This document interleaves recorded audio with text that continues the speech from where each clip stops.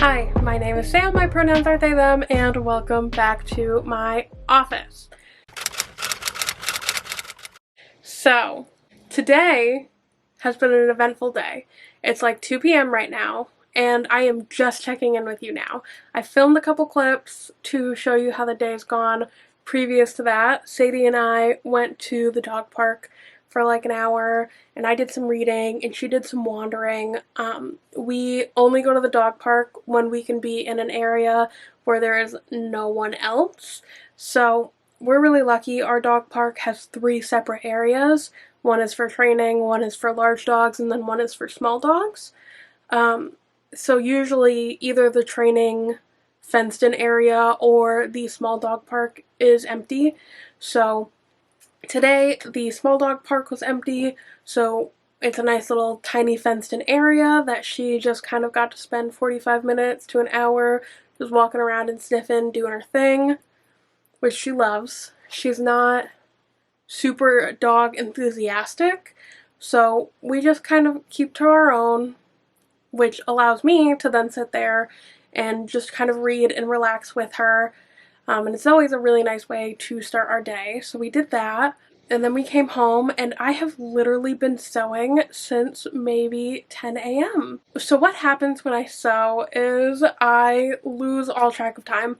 Time does not exist when I am in front of a sewing machine. But I have, for the most part, finished the skirt. I have to hem the bottom, and I have to iron the sides. But other than that, I think that the bottoms, like the skirt, is done. It's been a long day of sewing. I just turned on the AC in the bedroom, and I am going to go into there and wait for my partner to get home and continue reading The Very Secret Society of Irregular Witches. So I was reading it while I was at the dog park. I, of course, had to end at the part where Jamie, ended the chapter with, and then I told her everything. And I'm just like, whoa, whoa, whoa, whoa, whoa. And then Sadie was like, hey, let's play. So, of course, I immediately put the book down and I played with her. But now I'm sitting here and it's been 6+ hours. And I'm like, okay, it's time to get back to where I was and what I was doing. No more sewing today. No more anything other than reading and snacks, because I also just realized that I completely forgot to eat. And that's the sewing hyperfocus. Once you start, you don't step away from it. I am going to go and read more of A Very Secret Society of Irregular Witches, have some Totino's pizza rolls, and I'll get back to everyone later.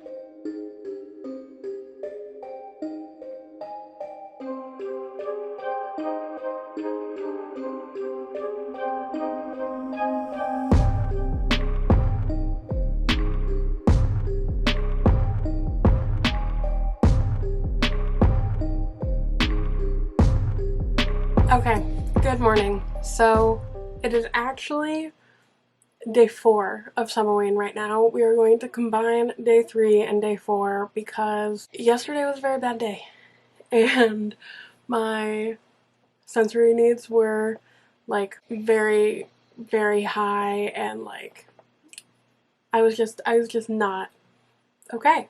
So from that point, let's talk about the book that I did finish yesterday, though, which was The Very Secret Society of Irregular Witches by Sangu Mandanna. I gave this 5 stars. This very likely will be in my top 10 at the end of the year.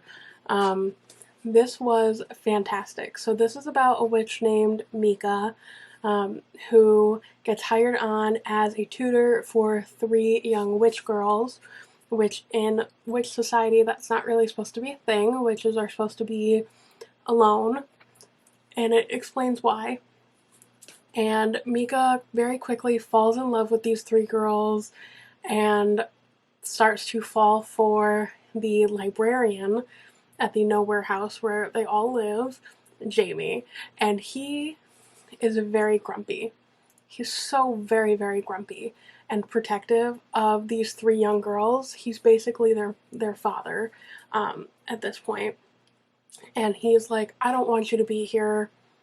I don't feel like you're a good option. And from there, it all just unfolds. This is a beautiful found family, a beautiful Grumpy Sunshine, like a very classic Grumpy Sunshine. And I really enjoyed the way that, like, the kind of 3rd act breakup scenario happens. It's not actually a 3rd act breakup, but everyone knows what I'm talking about. Because there is miscommunication there, but like an understandable miscommunication. It's not like something stupid, like where you're screaming at the book, like, why can't you guys just talk to each other? Like, there's a very clear reason why the words cannot be said. But I loved this. I loved everything about it. This is a library copy, so now I'm gonna have to go out and buy my own copy because 5 stars, obsessed with it, going to read anything that this author puts out from now on. I think that her next book comes out in 2024 though, so I'm really screwed. And then from there, today I am planning on starting What Moves the Dead by Kingfisher, which is a fungus horror. It's very short. It's only 158 pages. So honestly, I think I'm going to count this as my novella for the challenge. So far, The Secret Society of Very Irregular Witches was mostly set in fall.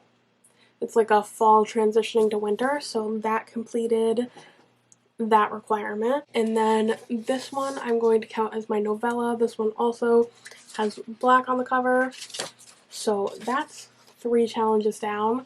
On day 1, I didn't even realize it, but I did read in the dark outside in my hammock, which everyone saw a clip of, so that's 4 out of 5 done. So all I have left technically is my thriller after I read this.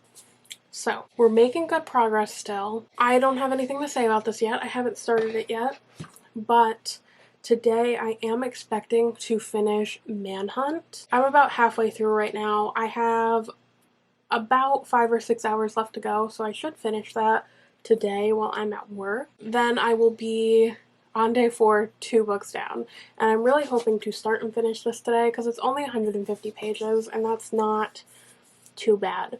So ideally, by the end of today, I will be done with 3 out of my 6 books that I have on my TBR. That's kind of where we're at. I guess I'm going to go get ready for work now.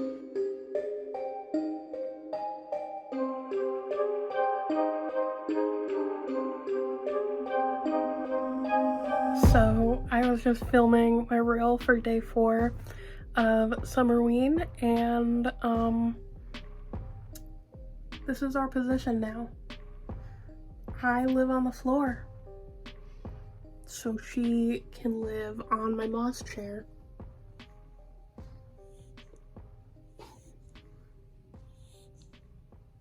Yeah.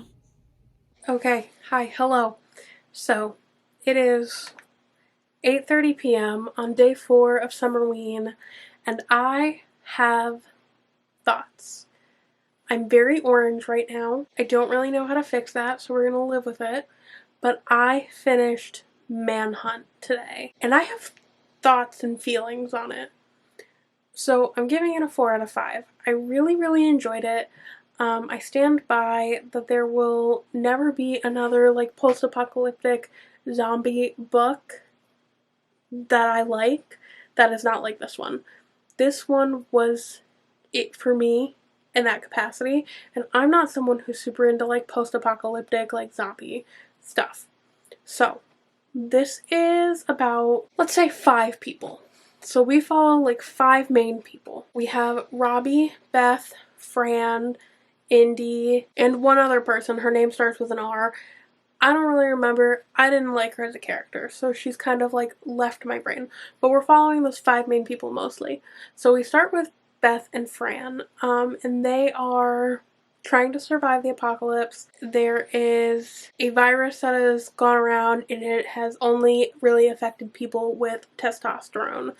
Beth and Fran are two trans women, and they have figured out that the best way to like save themselves and keep their estrogen supplies the way that they're supposed to be, and that they were when estrogen was readily available, was they have to kill these men who are infected with the virus and consume their package. Real gross, real gory, not pleasant, kind of disgusting. So we're following them, and they get themselves into a situation where Beth almost dies and almost gets eaten and does get R-worded. And Robbie, who is a trans man who was living by himself, surviving by himself, comes and saves them, basically. It's a little bit more complicated than that, but we're gonna go with that sentiment.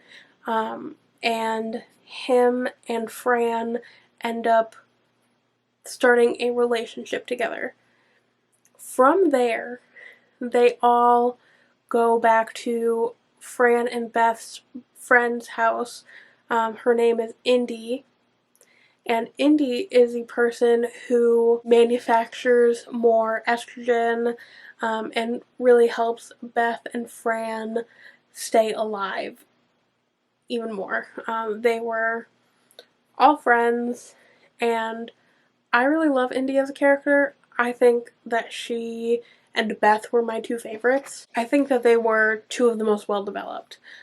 But when they get to Indy's, they run in with this group of TERF women, who are like just the absolute worst. They're like the XX or whatever, and they're really just awful, and they are like hardcore promoting like trans genocide and really doing their best to complete that. They're a terrible group, and there's like 20,000 of them, and they are starting to take over the town where Indy, Fran, and Beth majority of the time live. So Indy is like, well, I was a fertility specialist. I've been offered a position by this rich kid, which they call bunker brats, to help her start a family. And I've bought you guys your way in, too. So then it is the four of them.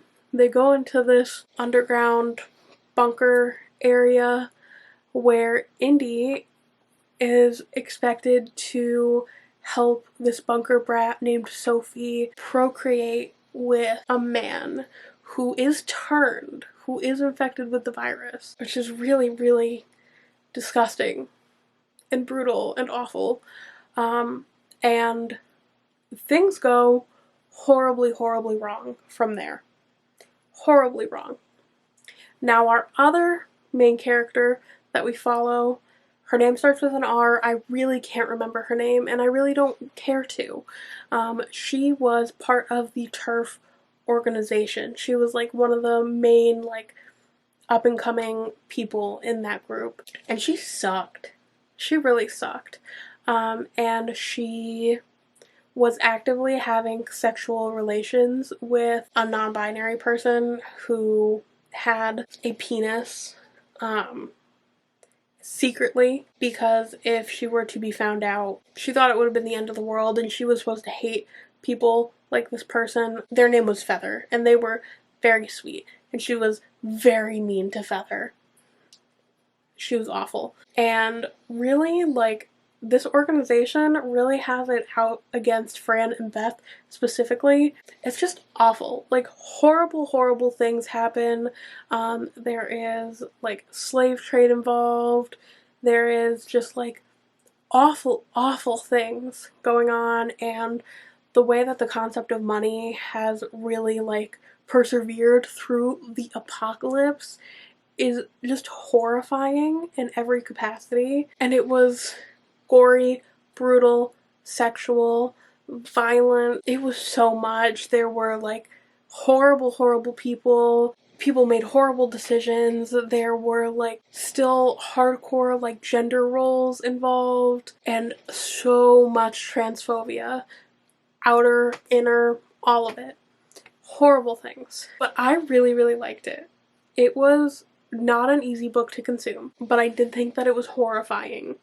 It was a really good horror, and I thought that the world itself was really well done, but the relationships were really like top tier. Truly top tier relationships. The author didn't like fall back on like good, nice characters to try and get you to be interested in them.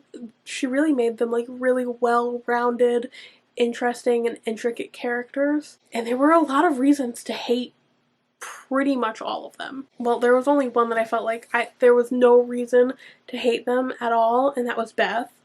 Everyone else definitely had reasons. Some more than others. But I just thought that it was fantastic. The relationships really did it. And to have such like a gory, horrifying book really put so much emphasis on the relationships really just made it a standout horror. Something that you are not going to get every day, because it really didn't rely on like jump scares or things like that. It really relied on the characters themselves to make it horrifying. And obviously it's horrifying because of these men who are turning into like super violent zombies, and they're like R-wording everyone and everything, and horrible things are happening. Obviously that's terrifying, but the horror really lay within the characters and the systems. So it was all just like a really, really great horror. I really recommend it if you feel like you can handle a little bit of body horror and gore. I think it's a good option. I'm not someone who can handle very much gore in any capacity, but I didn't think that it was too much or too overwhelming for me. So if you feel like you can handle some, I think that this is fine to go with for the most part. Definitely check out a lot of the trigger warnings though, because it's like, it's brutal. It's definitely brutal. But yeah, 4 out of 5 stars, really liked it. And now I'm like 40 pages into What Moves the Dead by Kingfisher. Can we talk about how beautiful this is? I like this cover better than the dust jacket that I have. But I'm like 40 pages in right now, and the thing that I'm really enjoying most about this is the narrative style. Honestly, the way that our narrator like subtly breaks fourth walls and talks to us as readers and is building such like an intricate world for us to understand. I feel like there's only been like solid world building for maybe like 20, 25 pages that I've been in. And I really have like a full blown rounded picture so far. So it's really good so far. And I really enjoy this writing style. So I'm hoping to finish this tonight. It's already 8:30, but it's only like 150 pages. So technically I'm like really close to being a third of the way there. So I think it's a stretch goal, but not an obnoxious stretch goal. Now saying that, I'm not going to update you guys anymore about whether I finish it or not tonight. I'm going to close out the vlog for day 3 and 4 right now because I want to. Because I just feel that it is necessary. And I think that's fine. So, as of right now, this is the end of day 3 and 4. I haven't really done that much stuff, but I think that I needed these like slower 2 days to get my life together a little bit. So, with that, I'm going to wish everyone a good night, and I will see you tomorrow for some more reading updates. Bye.